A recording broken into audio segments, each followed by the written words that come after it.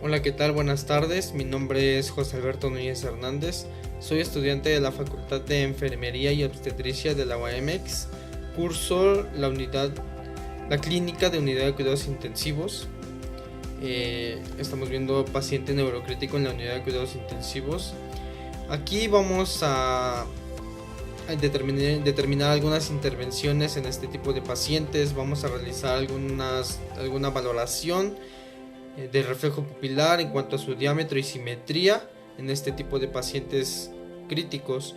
También vamos a evaluarlos mediante la aplicación de las escalas neurológicas de Glasgow, Ramsay y RASS. Estas escalas son muy conocidas y comúnmente aplicadas a los pacientes para realizar estudios, obtener información sobre el tipo de traumatismo que han sufrido. Algunos son pues leves, moderados y graves. Generalmente los pacientes graves son quienes sufren algún tipo de penetración en el cerebro. Al final de este video vamos a agregar el ejemplo de la aplicación de estas escalas con un paciente y ya sabremos, interpretaremos los puntajes que se obtienen y con eso nos daremos a entender el tipo de complejidad, el tipo de el grado de compromiso que tenga la vida del paciente. Bueno, comenzamos. Paciente neurocrítico en la unidad de cuidados intensivos. El paciente neurocrítico es aquel que presenta alguna enfermedad que afecta al sistema nervioso central. Dentro de las afecciones se encuentra el traumatismo craneoencefálico grave, causa frecuente de ingreso en la unidad de cuidados intensivos.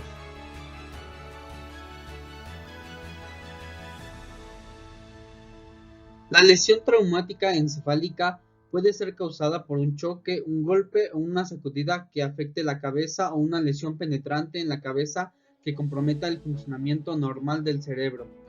Las lesiones cerebral traumática es una de las principales causas de morbimortalidad en todo el mundo, estimándose que es responsable de casi la mitad de las muertes relacionadas con eventos traumáticos.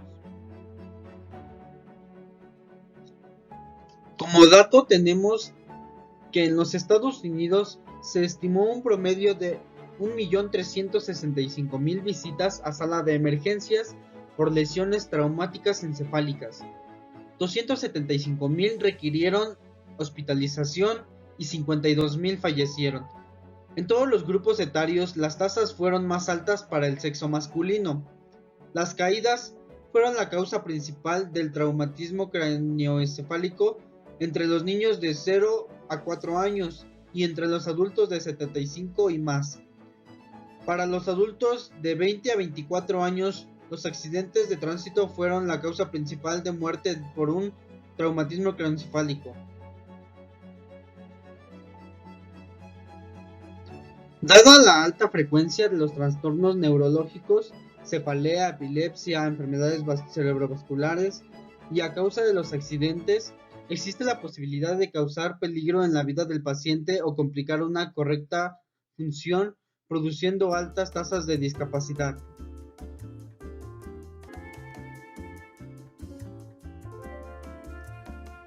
Valoración de respuesta pupilar. La valoración pupilar es una parte importante de la exploración neurológica. Un adecuado examen clínico neurológico permite obtener una cantidad de información superior que cualquier otro método de diagnóstico clínico. Para su realización, se mide la forma, tamaño y simetría, así como la respuesta a estímulos lumínicos, la pupila, que es el orificio que se encuentra en el centro del ojo rodeado por el iris. El diámetro normal de las pupilas puede medir entre 3 o 4 milímetros de medida en condiciones de luz ambiental. Según la iluminación varía su tamaño, presentando a mayor oscuridad un mayor diámetro y en cambio a mayor luminosidad un menor diámetro. Se denomina miosis cuando la pupila está contraída y midriasis cuando está dilatada. Si ambas poseen el mismo diámetro son isocóricas. En cambio, si el tamaño entre ambas es diferente son anisocóricas. A continuación les vamos a mencionar las características o las principales causas del reflejo pupilar. Cuando son isocóricas, pues es normalmente el diámetro de los ojos, que es de 2 a 4 centímetros, y son de igual tamaño. La miosis es la contracción excesiva de las pupilas. Esta principalmente se presenta cuando hay una intoxicación o uso de drogas. En la midriasis dijimos que es dilatación excesiva de las pupilas. Esta se presenta principalmente cuando el paciente presenta una falta de oxígeno o intoxicación por alcohol industrial. Y la anisocórica, que son pupilas de tamaños desiguales. Esta principalmente se manifiesta cuando hay daño cerebral o un traumatismo craneoencefálico. La realización de una exploración adecuada permite detectar cualquier signo de deterioro del estado neurológico que pueda estar relacionado con complicaciones médicas, neurológicas o secundarias. Su correcta valoración puede minimizar posibles consecuencias dañinas para el organismo, que en ocasiones no son reversibles, causando incapacidades o incluso la muerte. Pasaremos a lo que es la valoración del nivel de conciencia mediante la escala de coma de Glasgow. El objetivo principal de una escala es trasladar el conjunto de alteraciones neurológicas de cada exploración sucesiva a datos numéricos que ayuden a valorar de forma objetiva y cuantificable la gravedad de la alteración neurológica.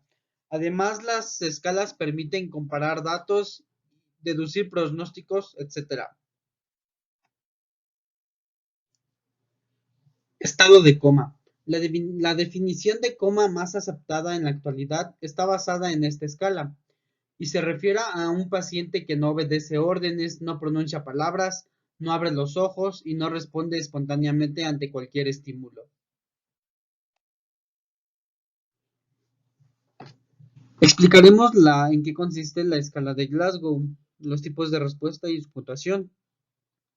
Tenemos los tipos de respuesta motora, verbal y ocular.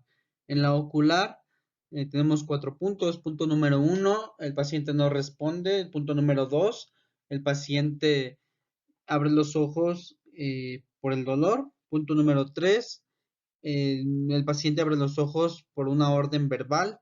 Punto número 4, el paciente tiene espontáneamente abiertos los ojos.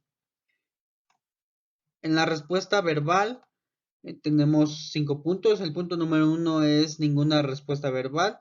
Punto número 2, el paciente genera sonidos incomprensibles.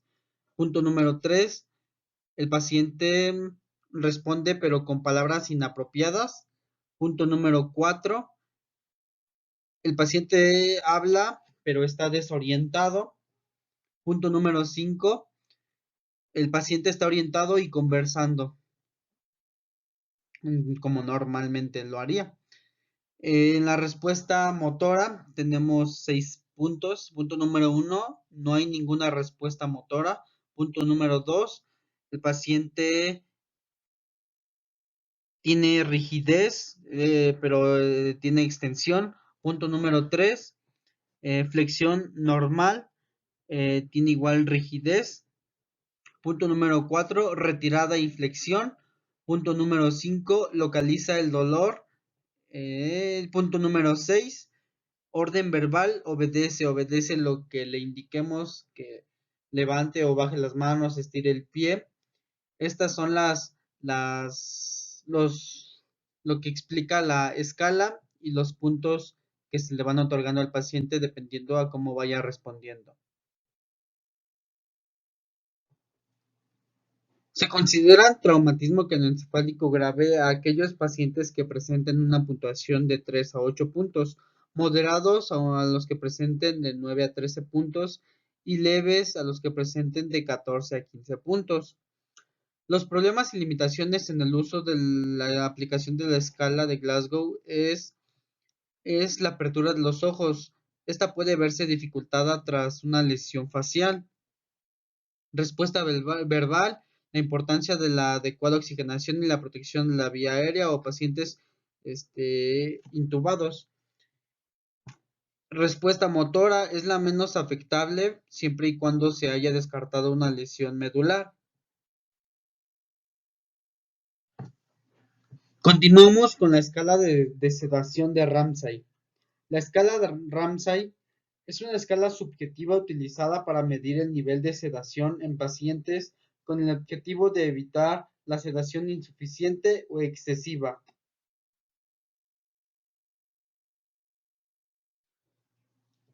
Cualquier profesional médico que se encargue de administrar sedación debe recurrir a algún instrumento de monitorización. Esto se debe a la necesidad de estar atento al nivel de sedación que tiene el paciente para evitar complicaciones a lo largo del procedimiento al que se está sometiendo, así ofreciendo al paciente un trabajo con calidad.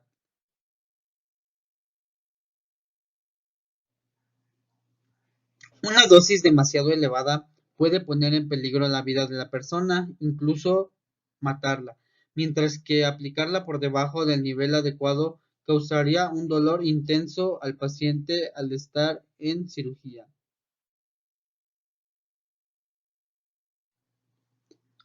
Para medir la sedación, la escala de Ramsay presenta 6 niveles que van de menor a mayor.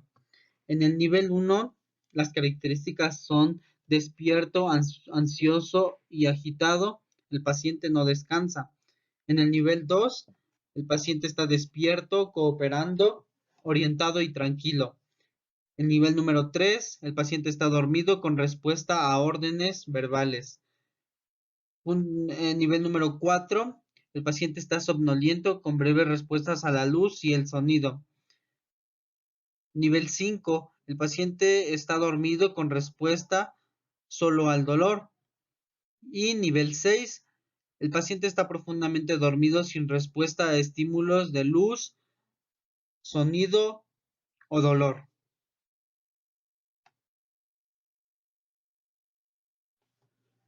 Continuamos con la escala de sedación de RASS. La escala de RASS es una escala validada en España que a través de 10 niveles puede identificar el estado del paciente desde la sedación muy profunda a un estado de ansiedad y agitación, pasando por el estado de alerta y tranquilidad. Es una escala sencilla y de fácil uso recomendada para pacientes tanto en ventilación mecánica como sin ella.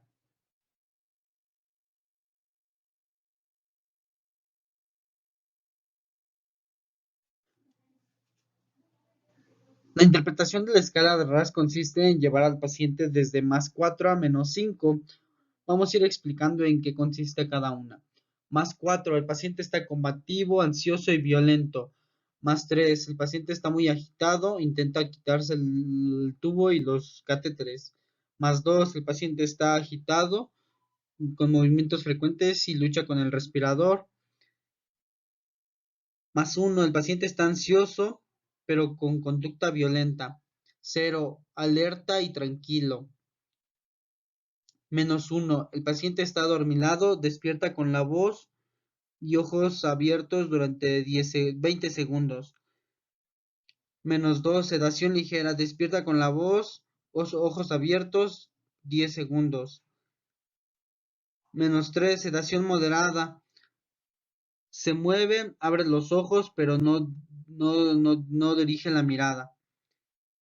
4, sedación profunda, no responde a la voz, abre los ojos a la estimulación física. -5, sedación muy profunda, no hay respuesta a la estimulación física ni verbal.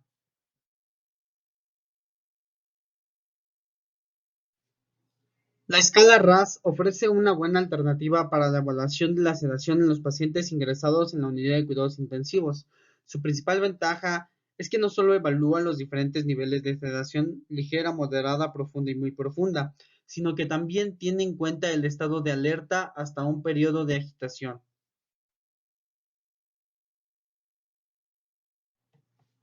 La finalidad de la sedación es contrarrestar un entorno ruidoso, la ansiedad y la agitación, el dolor, autolesiones, inestabilidad hemodinámica, pérdida de líneas intravasculares, desplazamiento de drenajes y seguridad y confort en los pacientes ventilados.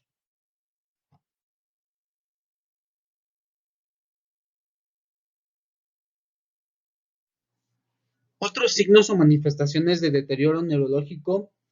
Un paciente neurocrítico puede presentar otros signos de deterioro neurológico. Algunos de estos signos difícilmente se pueden observar en pacientes sedados e intubados. Los signos más importantes son salida de líquido cefalorraquídeo o sangre por oído o nariz, signos de fractura de base del cráneo, cefalea, vómitos, alteración de algunos de los 12 pares craneales, inquietud o agitación, epilepsia, presencia de algún déficit neurológico focal, puede observarse asimetría en la movilidad o disminución de la fuerza de las extremidades.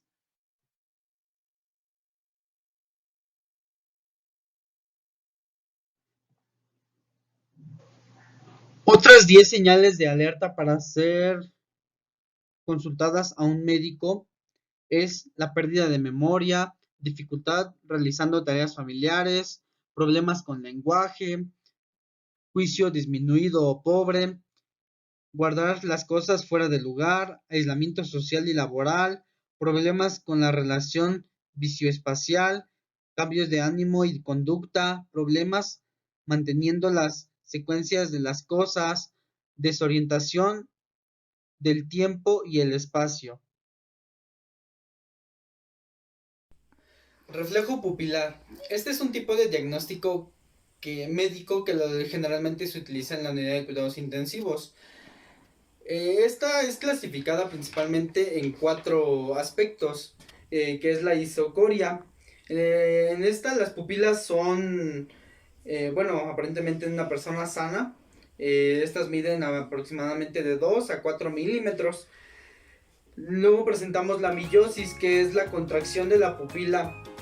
Esta generalmente la presentan los pacientes que han sido intoxicados o han ingerido algún tipo de sustancia como drogas.